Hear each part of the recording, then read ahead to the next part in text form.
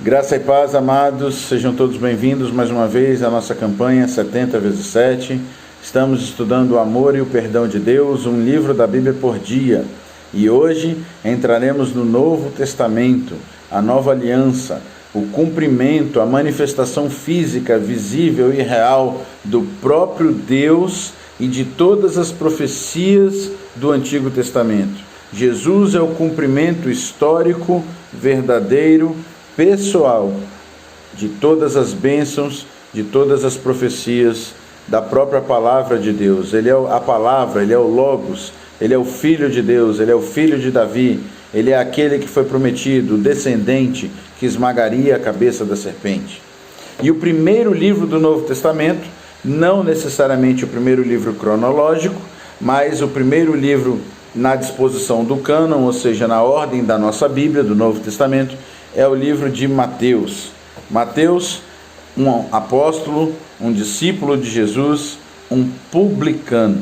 Se tem alguém que pode falar sobre o amor e o perdão de Deus, é Mateus. Mateus era um homem considerado um pária, considerado um traidor, odiado pelos seus irmãos, porque Mateus era publicano, ou seja, ele era um cobrador de impostos. E como ele cobrava impostos para o Império Romano, que era uma nação estrangeira que havia dominado Israel, eles eram escravos de Roma, escravos com uma certa liberdade religiosa, mas ainda assim escravos, e pesava muito no bolso.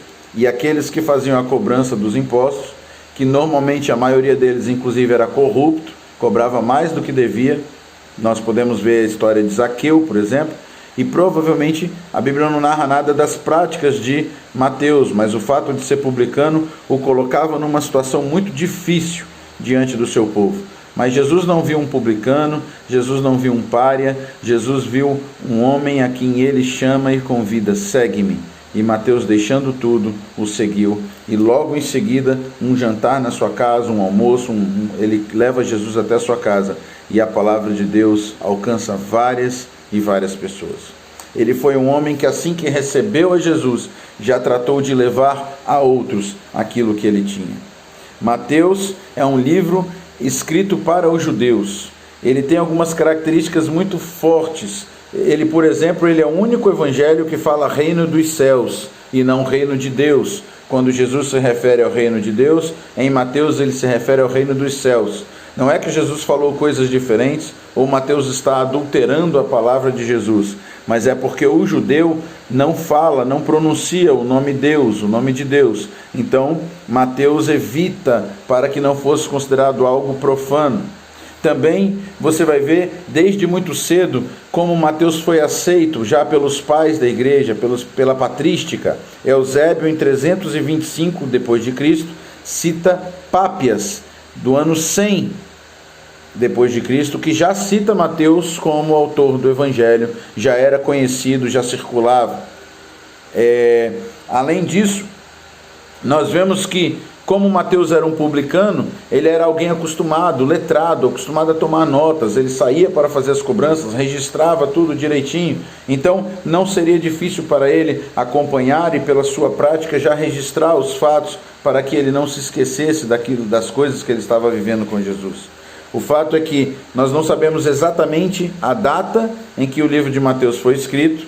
Nós não temos essa informação de uma forma muito clara, no Evangelho de Mateus, mas provavelmente foi após o ano 50 e certamente antes do ano 70, porque ele cita a destruição do templo, mas ele não mostra isso como confirmado, ele não mostra isso como algo já executado. Então, lá próximo do ano 50, ainda muito cedo, Mateus escreve o seu Evangelho.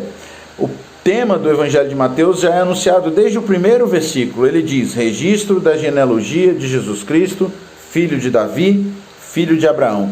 Você pode ver que Mateus ele trabalha a genealogia que termina com Davi em Ruth, e ele faz esse link, essa ponte, esse cumprimento na pessoa de Jesus. Ele é um livro voltado para os judeus. Então ele o tempo todo está preocupado em trazer a mensagem do Antigo Testamento, em linkar, em fazer aquela ponte, aquela ligação e dizendo: isto aconteceu para se cumprisse o que foi predito pelo profeta, e ele cita o versículo do Antigo Testamento. A estrutura de Mateus também é algo que nós devemos entender e pensar. Mateus, ele é um livro que a ênfase dele é o conteúdo didático. Ele traz 5 grandes discursos de Jesus. Ele é um livro que foi escrito para mostrar como Jesus de Nazaré, ele é de fato o cumprimento do Antigo Testamento. Ele não somente cumpriu, mas ele revelou ainda de forma mais clara, ele alargou o sentido das palavras do Antigo Testamento. Jesus, as profecias messiânicas estão todas cumpridas em Jesus, e ele vai além. Então ele explica, ouvistes o que foi dito, isso. Eu, porém, vos digo, e ele vai: amai os vossos inimigos, orai pelos que vos perseguem. Ele amplia a lei, ele mostra a sua autoridade, inclusive, sobre a lei. A ênfase de Mateus é um evangelho didático. E num desses 5 discursos, belíssimo, os capítulos 5 a 7 de Mateus, nós podemos chamar de ética do reino, porque ali está quase que uma forma de conduta. Mateus começa dizendo sobre as bem-aventuranças, sobre os dons, aqueles que, os pacificadores, aqueles que choram serão consolados. Ele diz: olha, vocês são luz do mundo, vocês são sal da terra, tem que se portar assim, não fique triste se você foi perseguido, porque os profetas também foram. Depois ele fala: não andeis ansiosos, buscai primeiro o reino de Deus. Ele ensina como orar. Ele diz: olha, não vá ficar julgando todo mundo, tira a trave do teu olho. Mateus, ele dá no capítulo 5 a 7 toda a ética, toda a forma de viver que o reino dos céus exigia.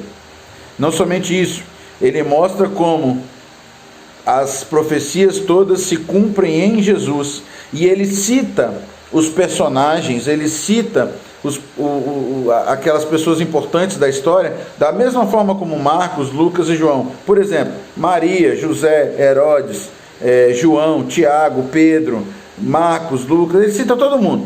Assim como Marcos e Lucas, ele cita todo mundo. Mas, no caso de Mateus, João Batista, no caso de Mateus, os personagens, eles não têm um grande destaque enquanto personagens, mas eles desempenham o seu papel na narrativa, e eles aparecem acidentalmente, ou seja, incidentalmente, ao longo do ensino. Mateus está muito preocupado com o ensino, com mostrar ao povo quem era Jesus de Nazaré. Ele é um profeta temporâneo de Jesus, um apóstolo, um discípulo, alguém que falou a palavra de Deus, alguém que escreveu, que registrou as palavras do próprio Deus encarnado. Assim como o profeta no Antigo Testamento dizia: assim diz o Senhor, Mateus se preocupou em deixar para nós, dizendo: assim disse Jesus, o Senhor, e coloca as palavras de Jesus. E o tema da nossa campanha é 70 vezes 7. Então eu procurei e pensei o que falar mais com relação a este tema.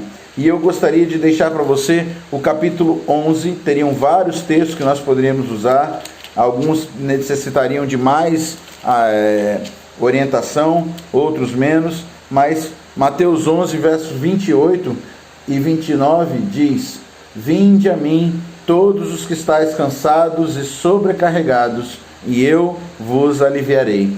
Tomai sobre vós o meu jugo e aprendei de mim, porque sou manso e humilde de coração, e achareis descanso para a vossa alma, porque o meu jugo é suave e o meu fardo é leve.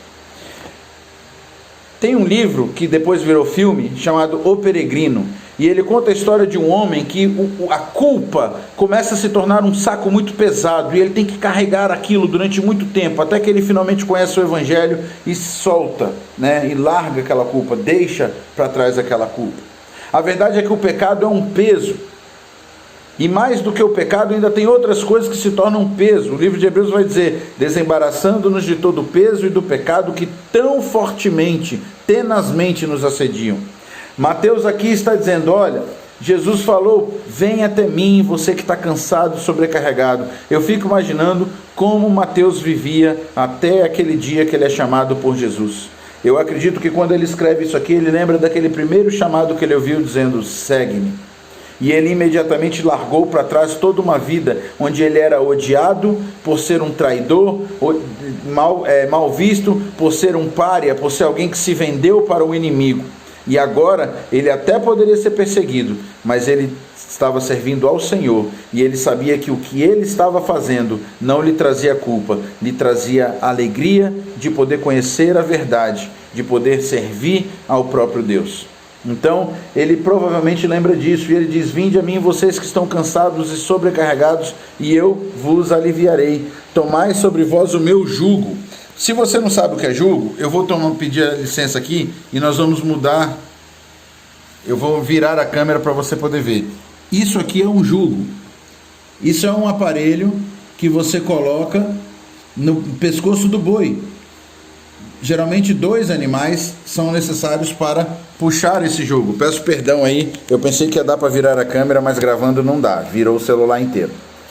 O jugo é um pedaço de madeira que une os 2 lugares de cada animal colocar a sua cabeça. Na verdade, é muito interessante você entender o que Jesus está dizendo aí. Primeiro, é preciso ter 2 animais iguais. Você não pode colocar um animal de corrida e um animal lento, senão vai ficar torto, um vai querer sair na frente do outro. Você não pode colocar um animal mais baixo que o outro. A pedra que o arado vai ser puxado, ali no meio, ele ficaria amarrado, pendurado uma grande pedra que ia cavando os sulcos.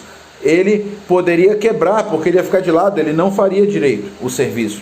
E você tem que o tempo todo ir ali controlando os animais. Mas os animais precisam ser iguais, precisam carregar para suportar o peso.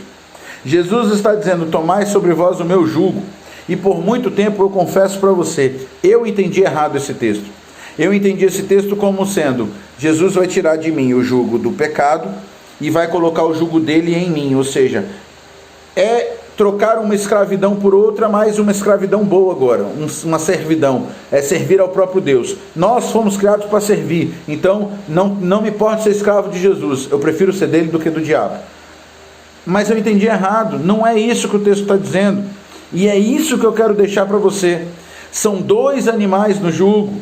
Quando Jesus diz: tomai sobre vós o meu jugo, ele está dizendo que ele já está na posição para carregar conosco. Nós não vamos levar sozinhos, nós não vamos ser os únicos. Ele não vai nos impor um peso simplesmente porque ele quer nos oprimir, mas ele vai carregar conosco. Ele vai se humilhar como ele já fez. Ele se fez homem e habitou entre nós. Ele assumiu a forma de servo, foi obediente até a morte de cruz, como diz em Filipenses. Mas na verdade o que Jesus está dizendo é: olha, eu carrego com você. Eu te amei tanto que além de perdoar você, eu carrego o peso com você. Eu não sei como está a sua vida, eu não sei como você tem vivido.